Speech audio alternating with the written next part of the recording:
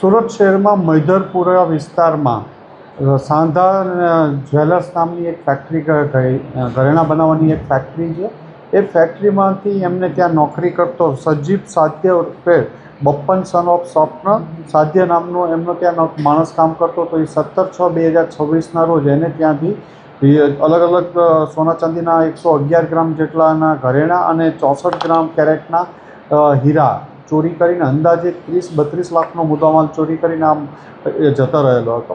એ બાબતની એમણે મૈધરપુરા પોલીસ સ્ટેશનમાં ગુનો દાખલ કરાવવાનો હતો. મૈધરપુરા પોલીસ સ્ટેશન ઉપરાંત પોલીસ કમિશનર સાહેબની સૂચના મુજબ ક્રાઇમ બ્રાન્ચની અલગ અલગ ટીમો પણ લાગેલી હતી. એમાં પોલીસ ઇન્સ્પેક્ટર SN પરમાર અને એમની ટીમને માહિતી મળી હતી કે આ કામનો જે આરોપી છે એ મુંબઈ છુપાયેલો છે, જ્યાંથી એ અહીંયા પરત સુરત કોઈ કામથી મુદ્દામાલ પણ સુરતમાં કોઈ જગ્યાએ છુપાયેલો છે, લેવા માટે આવવાનો છે.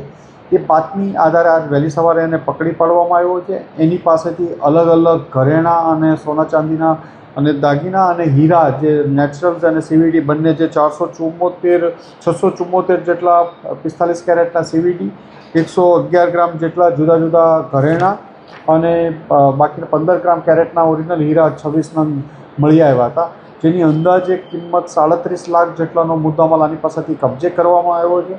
આરોપીની પૂછપરછ કરતાં આરોપી આ જ કંપનીમાં સુરત શહેરમાં સૌપ્રથમ 2009થી હીરાની અને સોના ચાંદી બનાવતી કંપનીઓમાં કામ કરતો હતો અને આ સાંધા જ્વેલર્સમાં જ 2000 અંદાજે 2016થી 22 સુધી એટલે કે 8 વર્ષ જેટલું આ કંપનીમાં એણે કામ કરેલું હતું.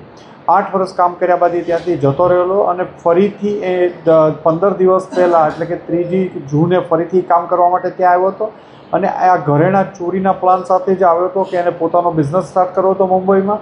એટલે આ ઘરેણાં ચોરી કરી અને એ મુંબઈમાં પોતાનો ધંધો સ્ટાર્ટ કરવા માટે આ મુદ્દામાલ ચોરીને ભાગી ગયેલો હતો.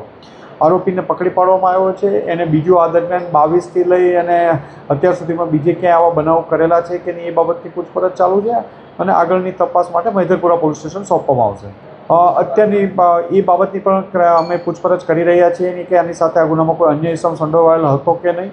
પ્રાથમિક પૂછપરછમાં એ પોતે એકલો હતો એવું કહે છે, પણ એની પૂછપરછ ચાલુ છે. એના કબજામાંથી 37 લાખનો સોના ચાંદીના દાગીના અને હીરાના અલગ અલગ CVD અને નેચરલ હીરા પણ 700 નંગ જેટલા હીરા પણ મળી આવ્યા છે.